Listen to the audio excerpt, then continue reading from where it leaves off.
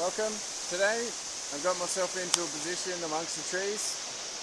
Yep, well up amongst the trees here at Alula Falls, near waterfall south of Sydney in the Royal National Park. And I'd like to talk about the lymphatic system. So, what is it? It's, well, in Western medicine it's kind of a bit of a mystery. Yeah, just another limitation of the Western mindset, and as a result, that of Western medicine. And what does it do? And, well, it's essentially the detox system. Yeah, the system that gets rid of crap. And so it's basically, it's almost like a second, in simple terms, it's like a second circulation system. All the toxins in the blood comes back to the heart, and therefore can be recycled again to process and let it out. So you kind of want that one functioning well. You know, what does this mean psychologically and spiritually? Well, because it's coming back to the heart, it's essentially our capability to receive love. And if we're going to give love, we've got to be able to receive it, so then we can have our anahata, having a good input-output system, working efficiently. Sound good? Yeah, I think so. And of course in Ayurveda, that's the first thing we go for. If there's something wrong in the system, something toxic, get it out. Wouldn't it be nice if you could come to a nice beautiful spot and just flush your cares away? Oh, hang on, we can. There's many solutions for this.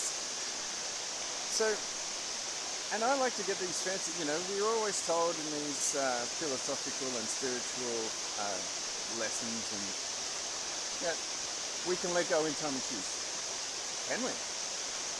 We can only really let go to the capability of our detoxification pathways, which is highly reliant upon liver, kidney, and lymphatic system. So if these aren't functioning as well as could be, we're not going to detoxify all of our stuff from our childhood that we've attached onto the toxicity that has been stored into our body from the undigested food.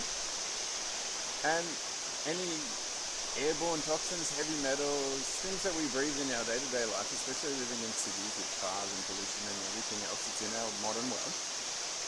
You know, that's the reality of the situation. But we can take control of the reality of our situation and co-create our own reality by making sure that we're in tip-top condition as much as we possibly can. So, and how do we relate this to a practical way that we can always, each and every person can understand?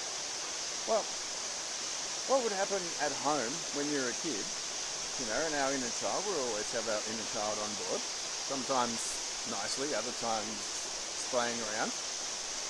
Why is our inner child splayed around? We've got an emotional thing that's been triggered by our bodies trying to get rid of a toxin or a heavy metal or something, and then it can be sprayed around. Whereas what happens if we had a nice even flow in a nice natural system supported by Mother Nature to allow that to go? Sound good? Yeah, that's why I do it a lot. And so if we were at home, when we were, say we were like a 5 or a 6-year-old kid, and it was Dad's job to take the garbage out from the kitchen. And what happens if you didn't do it for a while? You got a bit lazy, you didn't do it for like 2 days. Alright, it starts to get a bit smelly. The kitchen garbage, you can say that the fire in the kitchen is right here, the fire, the agni in our digestive system. So if we don't go and take the garbage out for 2 days, ideally for like 5-6 hours, but if we go for 2 days, then, it's not going to be pretty tight. You know, Mum's going to say, hey, can you take the garbage out for me, please? And that's essentially saying the divine masculine, the nervous system, the consciousness, having a message to the body, which is essentially natural, Mother Nature, the Divine Mother, saying, hey, it's time to get rid of this stuff. But if we're holding on to our emotional stuff, then we're not able to evacuate all those toxicities and the things that we've taken on board. So then that has emotional effects and psychological and spiritual effects.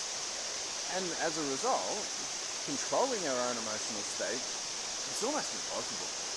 I mean, you're essentially, people are trying to, their conscious mind and their 2% conscious mind are fighting against their 98% conscious body. How? It's just not a fair fight. Well, that's it, it's a fight. Who wants to fight within themselves? How about we allow some flow, make it easy? So what happens if Dad didn't take out the garbage for, say, 5 days? Mum would generally say many, many times, hey, can you do this for me, please? Nicely to start with. There was a message, the nice message, the easy one. Then the message gets more and more and more dramatic and repeated. And then, of course, the father with the mind and the nervous system doesn't want to do it because it's been forced. Well, if you did it in the first place, you wouldn't happen to be in this situation. So,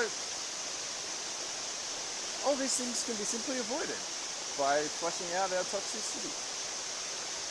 And of course, what happens when that pattern repeats itself? Well, if we're doing that pattern where something's trying to come out of the body, but we're arguing against ourselves, and the relationship between the mother and the father isn't working well, then that has a flow-on effects for the children and the inner children. So then the emotional stuff flies around. And this could have all easily been avoided by flushing it away and taking the garbage out in the first place. So can you see how if we're loving ourselves with the mother, but then if we're arguing against our emotional selves, then there's a bit of a cycle going on there. And if it doesn't come out through the base chakra, that cycle is coming back. I'm trying to love myself, but I want to get rid of this stuff. Trying to love myself. There's emotional stuff, I don't like it. No, I'm going to hold on to it. That cycle goes here. Is this how your energy flows? Out through the solar plexus and up and in through the crown again. And of course, if the solar plexus is clogged and not working too well, or as efficiently as it could, or nourished, more importantly nourished with beautiful food and conditions and environment, then that emotional stuff gets flayed out everywhere. And of course, who wants to be around those people? Those people who are emotionally uncontrolled or unable to control their own energy are, well, a lot of, in my house, my dad would have called that causing trouble or being difficult, because then we have to kind of, we can't be ourselves around the person. We have to treat them like their little 5-year-old child, even though they might be in their 50s, 60s, who knows. And then we can't, how do you joke with an emotional little child? It's harder to love a little emotional little child. It's harder to love ourselves when we're not at our best. I mean, that's when we need it the most, and that's when I like to come into Mother Nature and nurture and nourish ourselves. So can you see how this pattern is playing out through not just the internal world, but then in the external world, in the family and in our relationships? And then when you go further with that, is that happening with our Western culture? Yeah, definitely.